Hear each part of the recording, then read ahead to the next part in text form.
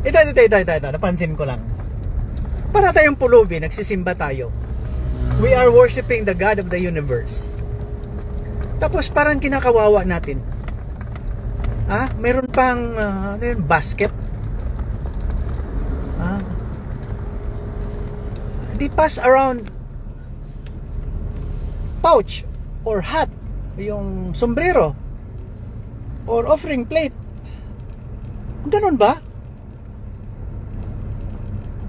Ganon ba tayo? Matigas ba tayo kapag ang Panginoon na ang pag-usapan? Ang gumawa sa'yo? You let somebody to collect money from you? No!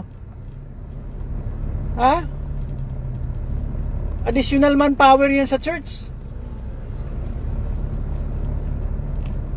Idaan yan sa GCash.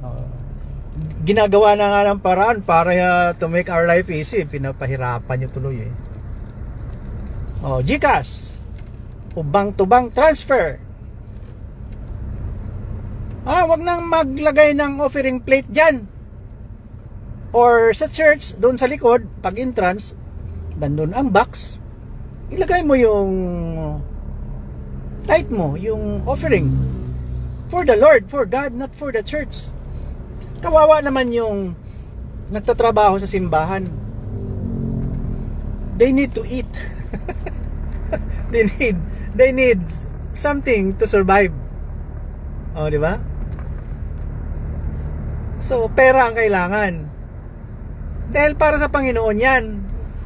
Ayaw ko kasing parang kinukulikta na ginagawa niyong pulubi ang Panginoon na ang pasalamat ay nasa Kanya lahat. Kung wala kang pera, parang mahiya ka na dumaan ng offering plate dyan, wala kang mabigay.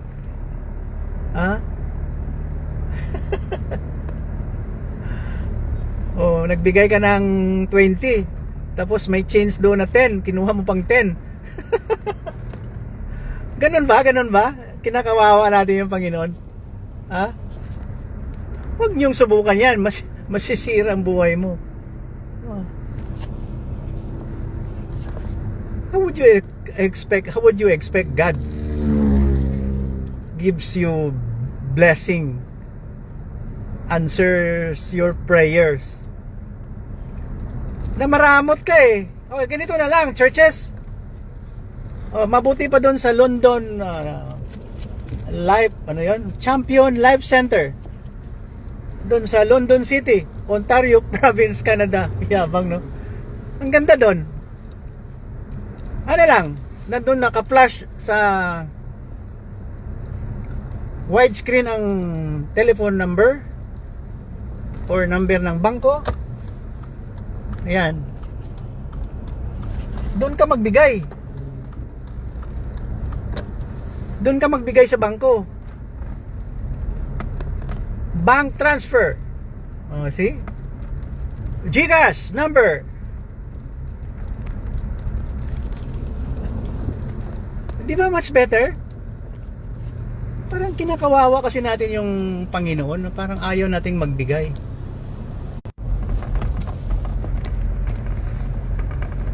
Pasalamat ka sa Panginoon.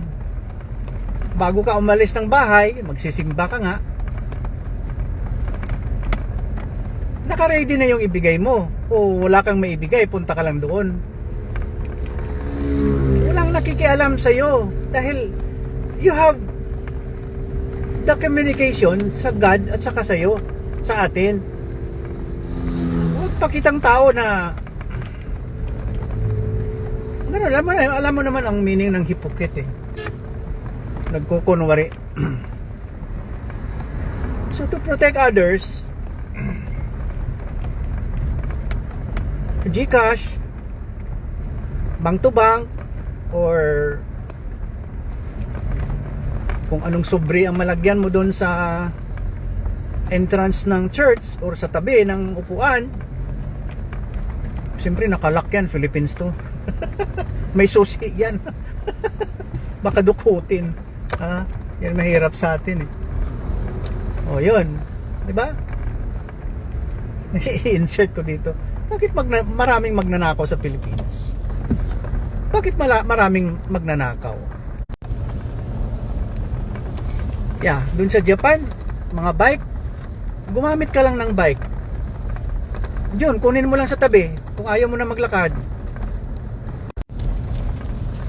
Sa Pilipinas, pag mayroon ganun, nawawala, ang mga bisikleta, inuuwi. Pag may suggestion kasi ako, daily, night and day,